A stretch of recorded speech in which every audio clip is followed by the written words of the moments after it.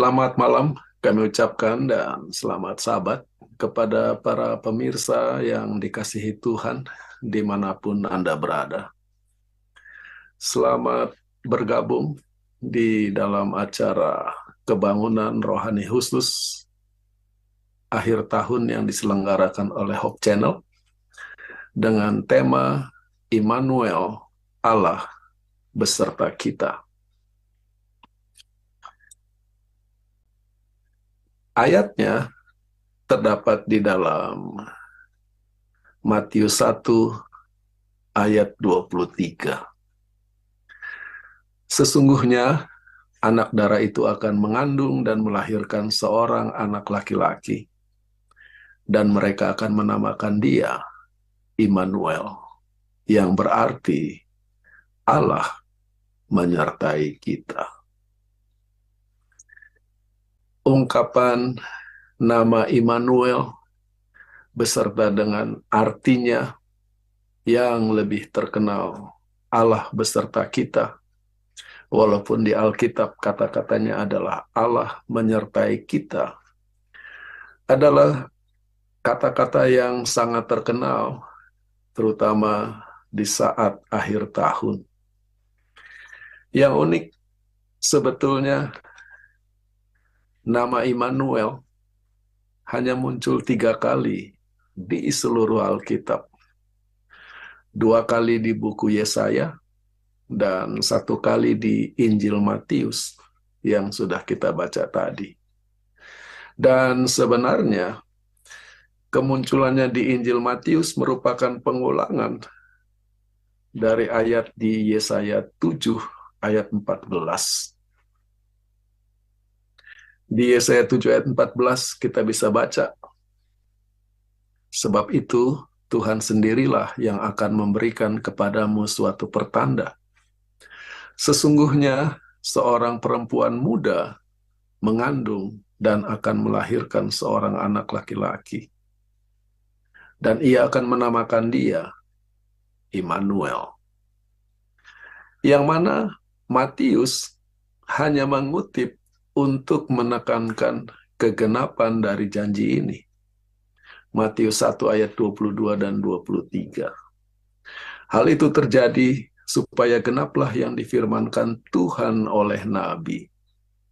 Sesungguhnya anak darah itu akan mengandung dan melahirkan seorang anak laki-laki, dan mereka akan menamakan dia Immanuel, yang berarti Allah menyertai kita.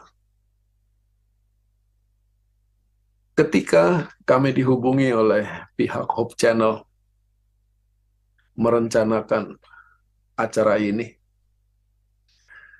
salah satu beban utama penyebab kenapa judul ini yang dipilih adalah karena dikatakan bahwa tahun 2023 yang akan datang adalah tahun yang berat, di mana pasca atau sesudah pandemi, ancaman resesi akan lebih berat. Secara ekonomi, tahun 2023 akan lebih berat dari tahun 2022. Lebih jauh lagi, pada tahun 2024, bangsa Indonesia akan menyelenggarakan pemilu, pemilihan umum. Dan tahun 2023 merupakan pembukaan kepada pemilu 2024 ini, yang mana akan menjadi tahun berat secara politik.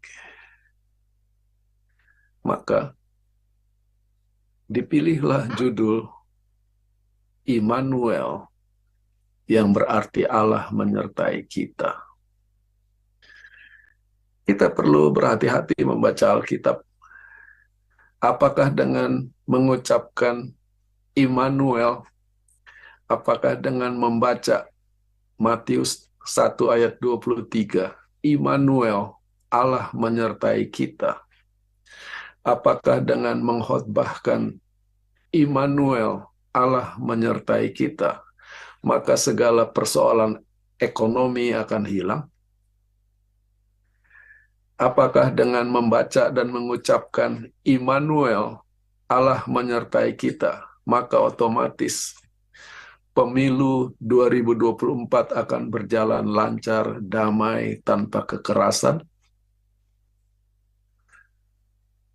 Kalau memang jalan keluarnya begitu,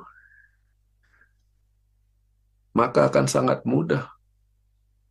Tetapi pengalaman di masa lalu, di negara yang mayoritas penduduknya Kristen, dan mereka mengenal ayat ini dengan sangat baik, pembacaan dan pengucapan Immanuel, Allah menyertai kita, tidak otomatis membuat persoalan ekonomi mereka selesai, tidak otomatis membuat persoalan politik mereka selesai. Dan bahkan kalau kita lihat di Alkitab, di Injil Matius sendiri, yang di Matius 1 dibuka dengan kata-kata indah ini, Immanuel, yang berarti Allah menyertai kita. Di bagian akhir dari Injil Matius, kita baca Matius 27 ayat 22 dan 23. Untuk anak yang lahir sebagai Immanuel ini, mereka semua berseru, ia harus disalibkan. Dan ketika Pilatus berusaha membuka pikiran mereka, apa yang sedang mereka lakukan, di ayat 23 dikatakan, mereka makin keras berteriak, ia harus disalibkan. Maka kita harus hati-hati dengan tema Immanuel ini. Karena di dalam ceritanya yang mula-mula, sementara Immanuel, penyertaan Tuhan, digenapi, dalam waktu yang tidak lama, Immanuel ini harus disalibkan. Maka kalau kita tidak hati-hati, sementara kita mengutip Immanuel, kita bisa saling menyalibkan satu sama lain. Mungkin tidak secara fisik, tetapi dengan cara-cara yang lain. Dan kita baca di Matius 27, mengapa orang banyak berseru bahwa Yesus harus disalibkan. Di ayat 18 kita baca, Pilatus memang mengetahui bahwa mereka telah menyerahkan Yesus karena dengki. Ternyata, mengutip Immanuel, Allah beserta kita, tidak menjamin rasa dengki bisa hilang secara otomatis. Di ayat 20 kita baca, oleh hasutan imam-imam kepala dan tua-tua, orang banyak bertekad supaya Yesus dihukum mati. Ternyata dengan mengucapkan Immanuel, Allah beserta kita, saling menghasut demi agenda dan kepentingan masing-masing, tidak otomatis hilang. Maka sekarang pertanyaannya adalah, apa artinya Immanuel? Allah beserta kita, supaya bisa menjadi berkat, supaya bisa menjadi kebaikan.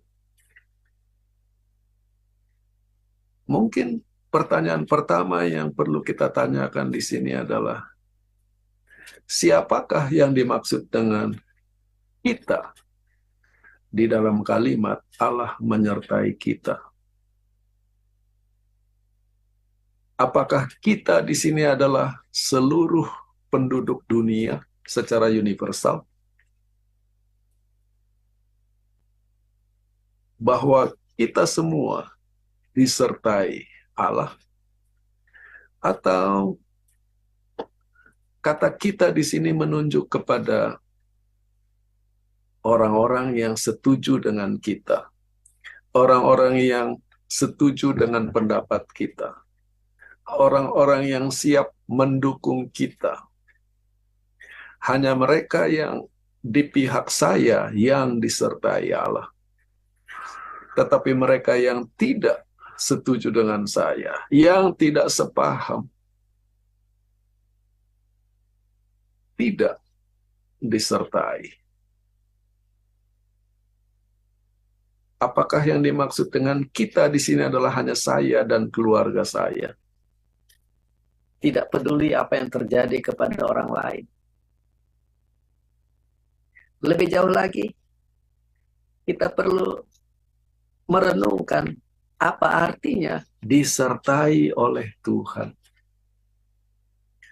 Disertai oleh Tuhan, apakah artinya Tuhan harus mengabulkan semua kemauan saya? Disertai oleh Tuhan, apa artinya Tuhan akan melindungi dan memberkati apapun pilihan-pilihan saya? Inilah yang akan kita lihat dalam beberapa menit ke depan ini, di dalam memaknai tema Immanuel, Allah menyertai kita. Untuk bisa menolong kita memahami konsep ini dengan lebih baik, saya akan meminjam atau menggunakan tema dari satu pasal di dalam buku Mazmur yang judulnya adalah Hanya Dekat Allah Aku Tenang. Ayatnya terdapat di dalam Mazmur 62 ayat 2 dan ayat 6. Hanya dekat Allah saja aku tenang, daripadanya lah keselamatanku. Hanya pada Allah sajalah kiranya aku tenang, sebab daripadanya lah harapanku. Kalau kita perhatikan kosakata yang digunakan di kedua ayat ini, yang di dalam Alkitab Bahasa Indonesia adalah ayat 2 dan ayat 5. Di sana diulang-ulangi kata Allah, kata tenang, tetapi kemudian di ayat 2 ada kata keselamatan, dan di ayat 5 kata harapan. Semua kosakata ini adalah kata-kata indah, kata-kata yang dirindukan untuk bisa menjadi kenyataan dalam hidup tiap-tiap orang. Tetapi di antara ayat 2 dan ayat 5, kita bisa baca dinamika dari puisi ini. Berapa lamakah kamu hendak menyerbu seseorang, hendak meremukan dia? Mereka hanya bermaksud menghempaskan dia dari kedudukannya yang tinggi. Mereka suka kepada dusta. Dengan mulutnya mereka memberkati, tetapi dalam hatinya mereka mengutuki. Kalau kita perhatikan di Mazmur 62 ayat 3 dan 4, di sini ada dua kelompok, yaitu aku, saya di satu pihak, dan kamu, mereka di pihak lain. Dan sebagaimana kita bisa lihat, pihak kamu, pihak mereka merencanakan rencana-rencana jahat yang tidak baik terhadap aku.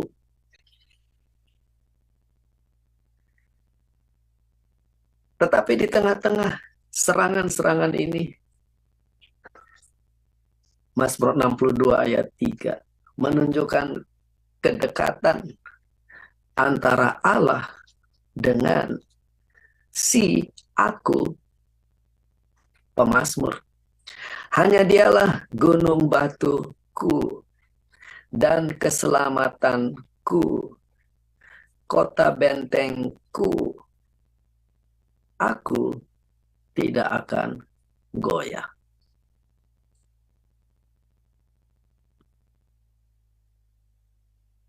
Maka sekarang kita lihat lebih jauh lagi.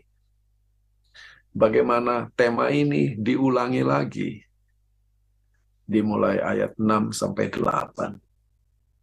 Hanya pada Allah saja kiranya aku tenang, sebab daripadanya lah harapanku.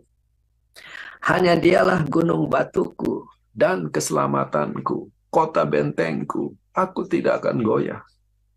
Pada Allah ada keselamatanku dan kemuliaanku. Gunung batu kekuatanku, tempat perlindunganku ialah Allah. Kata-kata yang sangat indah. Tuhan sebagai pelindung yang sangat kokoh. Tetapi membaca Mazmur 62, ketika dibaca di dalam konteks hidup bersama sebagai satu komunitas, ceritanya bisa lain.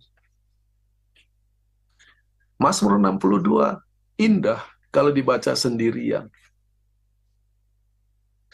Tetapi ketika kita hidup bersama-sama, berinteraksi satu dengan yang lain, hanya dekat Allah saja aku tenang, daripadanya lah keselamatanku. Lalu bagaimana kita melihat orang-orang di sekitar kita? Berapa lamakah kamu hendak menyerbu seseorang, hendak meremukan dia? Mereka hanya bermaksud menghempaskan dia dari kedudukannya yang tinggi. Kalau Mazmur ini tidak dibaca, dipahami, ditafsirkan, diterapkan dengan bijak, Mazmur ini bisa membuat masalah. Kita bisa terjebak melihat bahwa orang di sekitar kita sebagai musuh. Bahwa yang perlu diberkati Tuhan hanya kita. Sementara mereka adalah pihak lawan yang tidak punya tempat di dalam Tuhan. Saya bisa beri beberapa contoh. Seorang pemain sepak bola. Dia rasa dia senang, terlibat dalam pertandingan, sedang asik main. Tiba-tiba oleh pelatih, dia ditarik, diganti. Bisa saja pemain sepak bola yang Kristen ini akan mengutip Mazmur 62. Berapa lamakah kamu hendak menyerbu seseorang, hendak meremukan dia, bermaksud menghempaskan dia dari kedudukannya yang tinggi? Apakah kalau kita bersama Tuhan artinya kita terus yang mendapat kesempatan dan orang lain tidak? Yang lebih dekat kepada kehidupan sehari-hari dalam jemaat. Pemilihan pegawai jemaat. Saya senang menjadi pemimpin satu departemen. Tiba-tiba pemilihan, di voting, orang lain mendapat lebih banyak suara dari saya. Dengan mudah, saya bisa baca Mazmur 62 dan mengaplikasikannya. Berapa lamakah kamu hendak menyerbu seseorang, hendak meremukan dia, bermaksud menghempaskan dia dari kedudukannya yang tinggi? Seorang pegawai bekerja, dan dia performance-nya kurang maksimal. Dipanggil oleh atasannya, diberitahu, mendapat kritik. Dengan mudah, dia membaca Mazmur 62. Berapa lamakah kamu hendak menyerbu seseorang, hendak meremukkan dia, bermaksud menghempaskan dia dari kedudukannya yang tinggi? Kalau hanya satu orang yang bersikap seperti ini, dengan modal Mazmur 62, melihat semua orang sebagai lawan dan Tuhan di pihak dia, walaupun kurang baik, tetapi masih bisa ditangani. Tetapi kalau di dalam satu kesebelasan sepak bola, semua orang bersikap seperti ini, maka ributlah. Tim itu tidak ada kerjasama. Kalau di dalam gereja, ada 3-4 pemimpin yang sikapnya seperti ini, maka kacaulah gereja. Kalau di dalam bekerja, setiap ada kritik, ada masukan, kita melihatnya sebagai serangan negatif.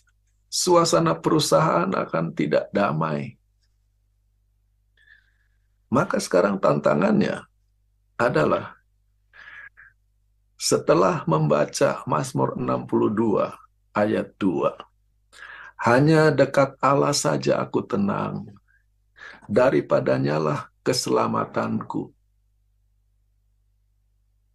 Pertanyaannya, apakah kedekatan kita dengan Tuhan bisa menolong membawa ketenangan kepada lingkungan di sekitar kita? Gantinya, hanya saya yang dekat dengan Tuhan dan orang lain jadi susah hidupnya. Hanya dekat Allah saja aku tenang, daripadanya lah keselamatanku. Apakah kita bisa menjadi saluran keselamatan Tuhan bagi orang lain oleh karena kedekatan kita kepada Tuhan? Dan ini perlu dipahami secara hati-hati dan baik-baik. Di dalam sistem pemerintahan, bagaimana menjalankan negara, minimal sistemnya kita bisa bagi dua. Yang pertama disebut kekuasaan absolut, yang kedua disebut sistem demokrasi. Pada prakteknya, dua sistem ini punya 3 cara menjalankannya.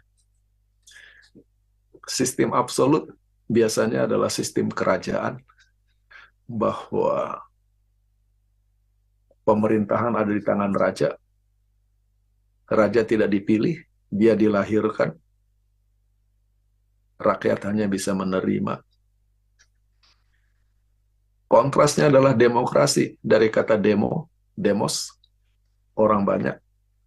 Krasi, pemerintahan, bahwa yang menentukan pimpinan adalah orang banyak. Nah, di antara kedua ini, ada yang di antaranya yaitu diktator. Diktator bukan raja, tidak lahir. Diktator mungkin dimulai dengan demokrasi, tetapi dalam perjalanannya dia tidak mau turun. Yang saya mau katakan, demokrasi punya syarat, yaitu kemampuan orang untuk berpikir dengan baik, dengan cermat. Kalau demokrasi semua orang hanya mau berkeras dengan pilihan masing-masing, pendapat masing-masing, maka demokrasi itu hanya akan membawa kekacauan dan kegaduhan. Maka sementara kita berdemokrasi, ayat ini punya tantangan yang lebih jauh, yaitu kata saja. Hanya dekat Allah saja aku tenang. Apakah benar cukup Allah saja menjadi sumber ketenangan kita? Kalau kita lihat Mazmur 62 ditulis atau diciptakan oleh Raja Daud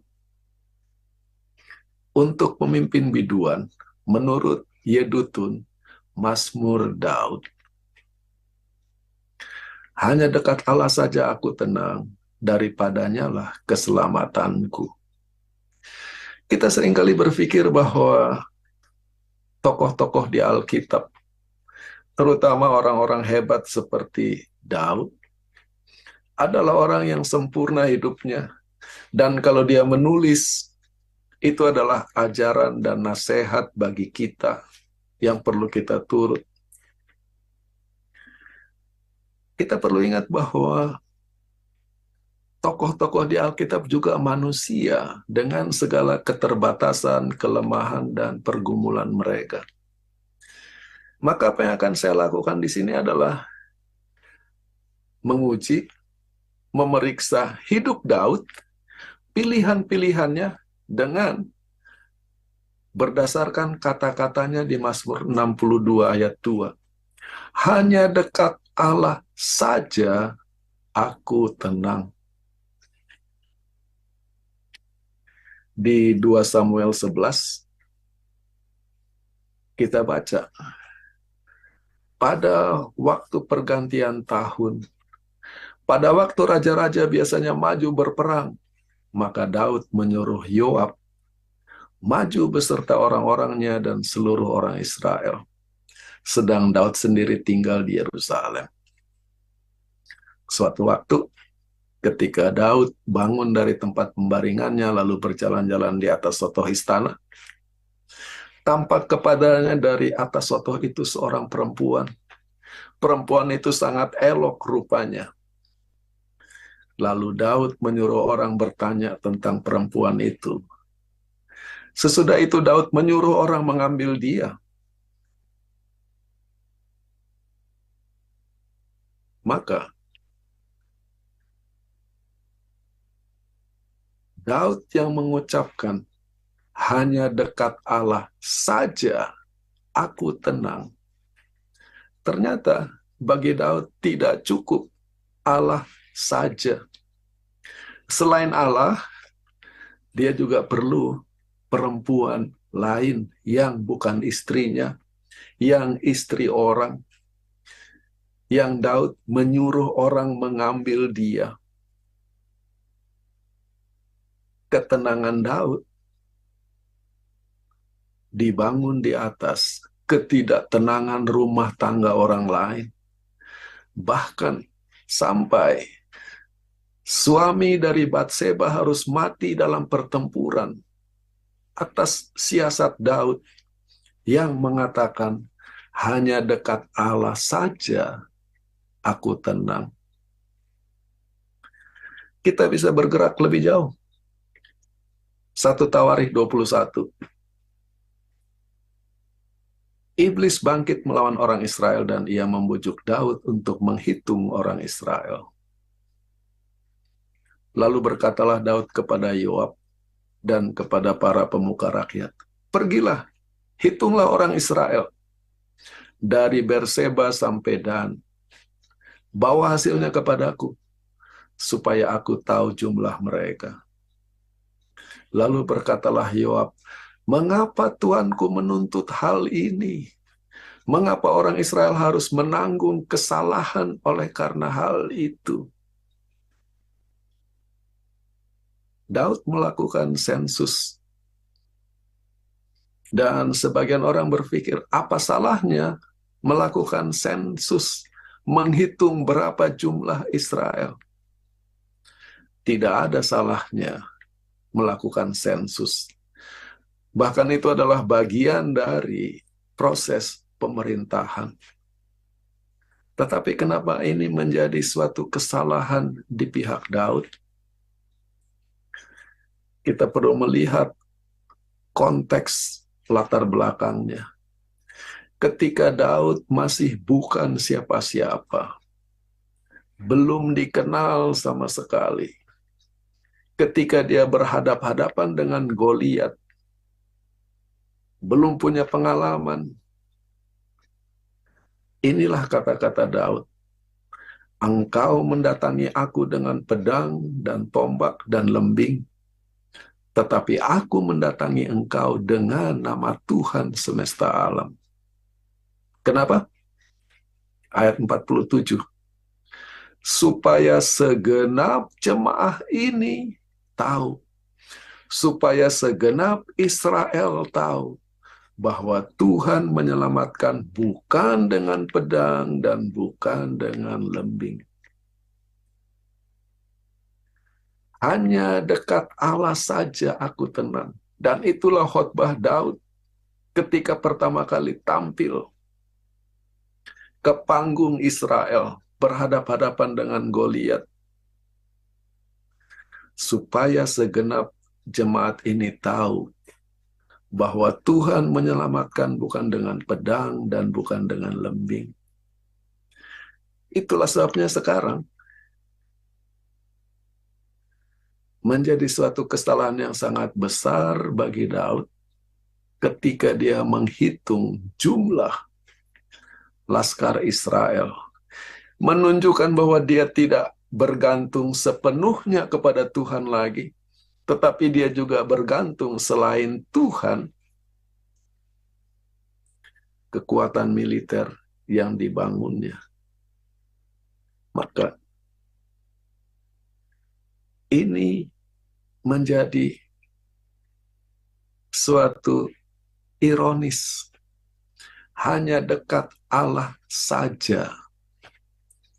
Ternyata bagi Daud tidak cukup hanya Allah saja. Dia perlu perempuan lain, dia perlu kekuatan militer, dan semua yang tambahan-tambahan ini di dalam cerita Raja Daud justru merupakan problem.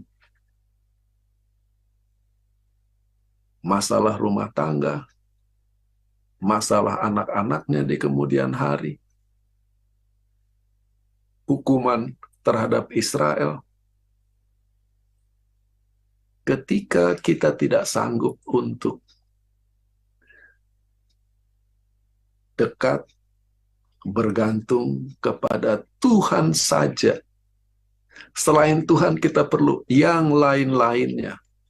Kehormatan, jabatan, wibawa, kekayaan, harga diri, dan seterusnya.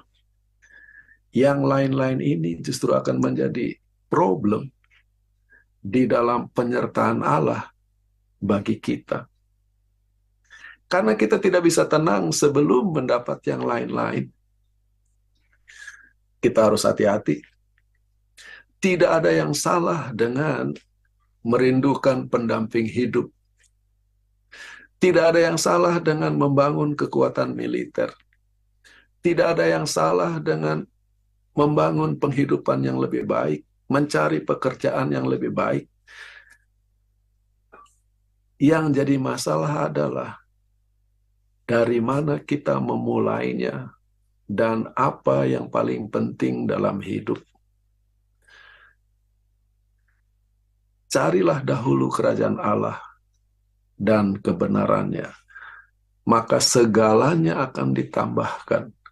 Tetapi ketika kita memulai dengan segala tambahan-tambahan ini di samping Tuhan, maka yang namanya Immanuel hanya akan menjadi slogan. Itulah sebabnya ketika Mazmur 62 ayat 2 mengatakan, hanya dekat Allah saja aku tenang, daripadanya lah keselamatanku. Diilhami oleh Mazmur ini, Rasul Paulus memberi nasihat, anggaplah sebagai suatu kehormatan untuk hidup tenang.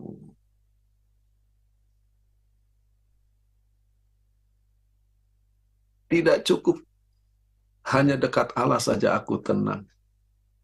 Pertanyaannya, apakah kita bisa ditenangkan oleh Tuhan? Dan ini adalah pertanyaan yang sangat penting.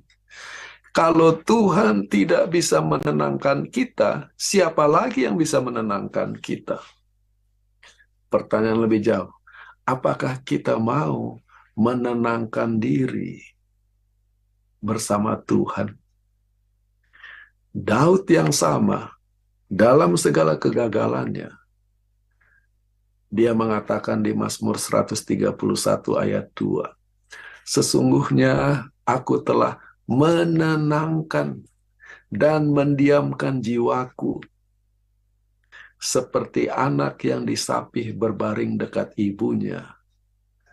Demikianlah aku menenangkan diriku di dekat Tuhan. Kita kembali ke topik Immanuel, Allah menyertai kita.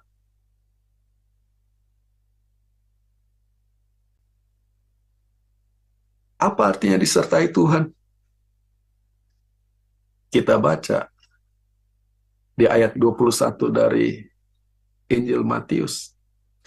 Ia akan melahirkan anak laki-laki dan engkau akan menamai dia Yesus. Karena dialah yang akan menyelamatkan umatnya dari dosa mereka. Inilah jawaban untuk Immanuel yang di ayat 23. Penyertaan Allah adalah suatu proses Allah menyelamatkan kita dari dosa. Kalau kita berharap Allah beserta kita, tetapi kita tidak mau lepas dari dosa, penyertaan Allah tidak akan ada gunanya. Bahkan yang terjadi, semua mengaku disertai Tuhan, tetapi kita jadi cuma ribut satu sama lain. Penyertaan adalah proses penyelamatan. Dan penyelamatan itu adalah penyelamatan dari dosa.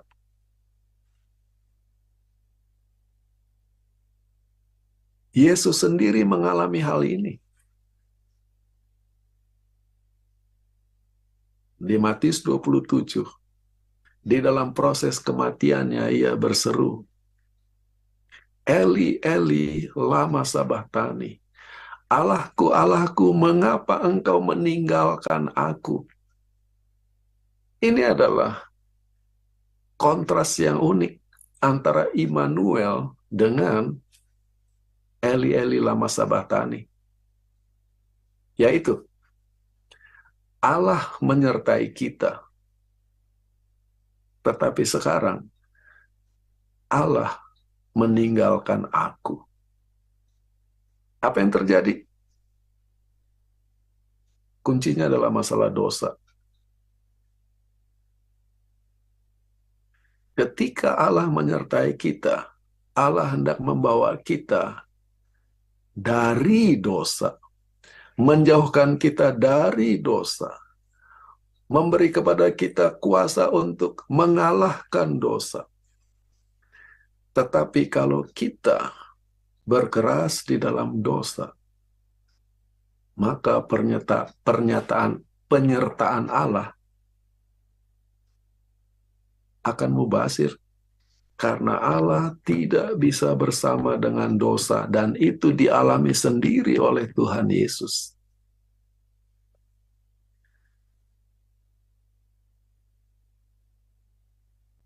Maka sekarang, hanya dekat Allah saja aku tenang, Mazmur 62. Daripadanya lah keselamatanku. Ini bukan jaminan perlindungan Tuhan untuk memberkati segala agenda-agenda pribadi dan ambisi-ambisi pribadi kita. Tetapi ini adalah undangan supaya bisa hidup tenang. Tuhan ingin menyelamatkan kita dan diselamatkan dari dosa. Dan bahwa Tuhan menyertai kita untuk menyelamatkan kita dari dosa. Tema ini diulangi lagi di penutupan Injil Matius. Dibuka dengan Allah menyertai kita. Ditutup dengan Aku menyertai kamu senantiasa sampai kepada akhir zaman. Dalam kalimat Allah menyertai kita, kelihatannya pemain utama di sana adalah kita. Kita disertai Tuhan. Tetapi di penutupan Injil Matius, Tuhan yang berperan, aku menyertai kamu senantiasa sampai kepada akhir zaman. Ketika Tuhan mengatakan, aku menyertai kamu, agenda Tuhan yang berjalan, pekerjaan Tuhan yang dilakukan, dan itulah yang terjadi. Kalau kita baca Matius 28 ayat 20, penyertaan Tuhan adalah suatu proses ketika kita dipanggil, diajak untuk melakukan segala sesuatu yang telah kuperintahkan kepadamu. Maka, melihat tahun ke depan dan tahun-tahun sesudahnya, melihat cara kita menjalani hidup, benar, ada janji, Immanuel, Allah menyertai kita. Pertanyaannya, penyertaan macam apa? Ini adalah penyertaan ketika Tuhan hendak merubah hidup kita menjadi lebih suci, lebih benar, lebih murni. Allah menyertai kita adalah menarik kita untuk hidup lebih dekat kepadanya, dan kita bisa menghidupkan segala atribut dan tabiat Allah dalam kehidupan kita sehari-hari. Hanya dengan demikian, penyertaan Allah akan menjadi berkat. Bukan kepada kita secara pribadi, tetapi menjadi berkat bagi orang-orang di sekitar kita. Dan kalau setiap orang disertai Allah dengan pendekatan dan konsep seperti ini, berkatnya akan luar biasa. Kiranya cita-cita di Injil Matius bisa menjadi kenyataan, minimal dalam hidup kita masing-masing. Tuhan memberkati kita semua.